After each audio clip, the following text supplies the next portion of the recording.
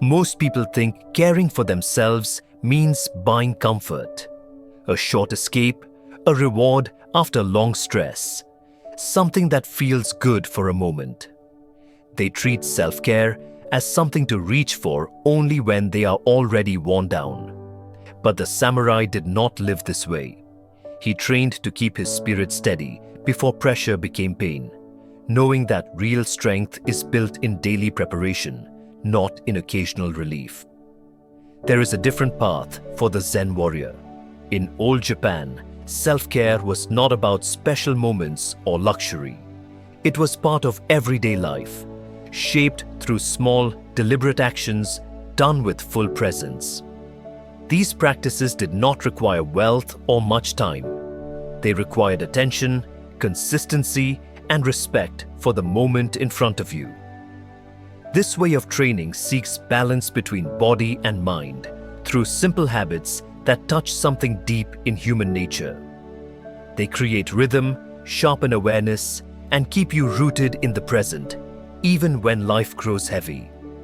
In this video, you will discover 7 Japanese self-care practices drawn from samurai discipline and Zen wisdom. Methods you can begin using today to strengthen your focus and master yourself from the inside out. Practice 1. Greet the dawn, the warrior's morning reset. When you open your eyes each morning, what claims your attention first? For many, it is the glowing screen in their hand. Messages, news, and the noise of other minds rush in before their own mind is awake. The day begins in reaction, not in command. The samurai began differently. At dawn, he would open his space to the morning air. He would stand in stillness, feeling the cool breath of the world enter, listening to distant sounds, noticing the light as it changed. This took only a brief moment, yet it carried great meaning. Opening to the morning is a bridge between sleep and action. It tells the body that rest is over and life is calling. Fresh air replaces the heaviness of the night. The sounds of the world remind you that you are part of something larger than your thoughts. Its power lies in its simplicity. This small act costs nothing and takes almost no time, yet it creates a clear choice at the start of your day. In that moment, the mind opens with the window. You step out of dull half-sleep and into awareness, ready to move as a warrior who chooses his path. Practice 2. The tea of stillness, slowing the blade. The modern world pushes you to move too fast. You eat while distracted, walk while thinking, and think while worrying about what comes next. The speed becomes normal, even as tension quietly builds beneath it. The Zen way teaches a different rhythm. In Japan, the preparation of tea is done with care, not haste. Each step, measuring, heating, whisking, must be done with attention. If you rush, the tea is ruined. That is the lesson. This is not only about drinking tea. It is about creating a pause where the warrior is forced to slow down and be fully present. The ritual itself becomes training for the mind. The steady movements, the soft sounds, the simple focus of the hands draw you out of noise and back into the moment. When you finally drink, you are not just taking in warmth. You are completing a practice that taught you to do one thing at a time with full awareness. In a world that never stops rushing, this kind of pause is rare, yet it is essential. The tea teaches that slowing down is not weakness. It is how you reclaim your strength from constant speed. Practice 3. Hearing the invisible, the discipline of presence. Most people move through their days half asleep. They eat without tasting, walk without feeling the ground, and breathe without knowing they are alive in that breath. Their bodies are here, but their minds are trapped in yesterday and tomorrow, missing the only moment that can ever be touched: now. The Zen warriors of Japan trained presence in unusual ways. One of them was the art of incense awareness, where a warrior would listen to a scent, not to judge it, not to name it, but to meet it with full attention.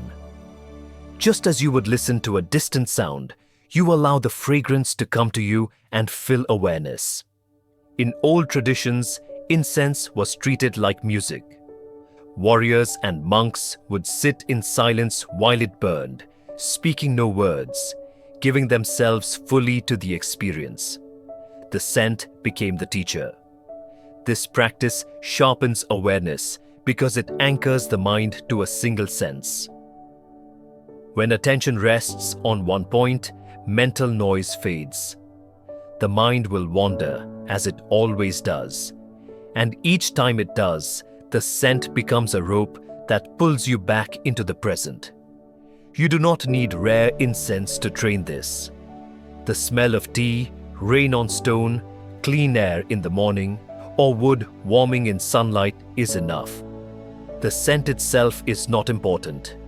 What matters is the quality of attention. Each time you return to the smell, you are strengthening the muscle of presence. And presence is the root of all inner mastery. Without it, no discipline lasts. With it, even small moments become training. Practice 4. Stand in the light. Komorebi, the warrior's contact with nature.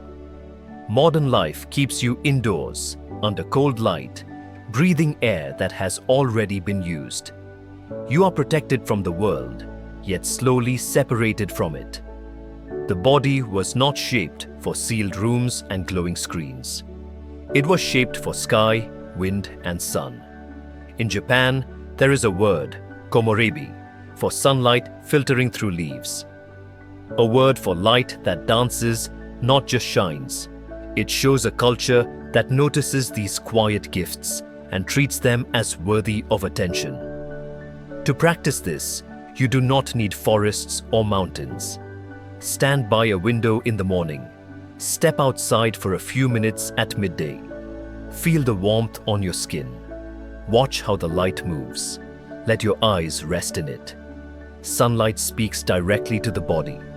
It tells you when to wake, when to gather energy, and when to prepare for rest. It shapes mood, clarity, and strength in ways deeper than thought. You do not need to understand the science to use this. You only need to step into the light. This practice is about remembering that you are not just a mind carrying a body. You are a living being that needs contact with the natural world to stay balanced. Even a few minutes of light is a return to what you were built for.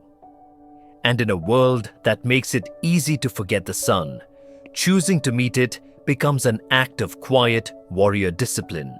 Practice 5. Clear the dojo, letting go to sharpen the mind. In the way of the warrior, a cluttered space is a sign of a cluttered spirit. The old Japanese teachings speak of releasing what no longer serves and giving order to what remains. This is not about living with nothing. It is about living only with what truly belongs in your life.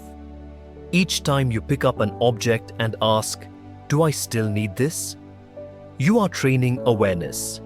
You begin to see the difference between what you use and what you only keep out of habit, fear, or memory. For most people, that gap is wide. We hold on because we might need something someday, because it reminds us of the past, or because letting go feels like loss. Yet keeping what you do not use is also a loss. It steals space, attention, and quiet energy from your day. Everything in your surroundings speaks to your mind. Even when unnoticed, your eyes see it, and your mind carries its weight. Fewer objects mean fewer silent demands on your attention. This practice is not done once. It is a path you walk again and again. You regularly return to your space and ask what still belongs. In doing so, you create room around you. And more importantly, room within you. You learn what matters, and you learn to release the rest. Practice 6. The cold stream. Turning water into training. Water meets your hands many times each day, yet most of the time, your mind is somewhere else when it happens. The hands move, but awareness is lost in thought.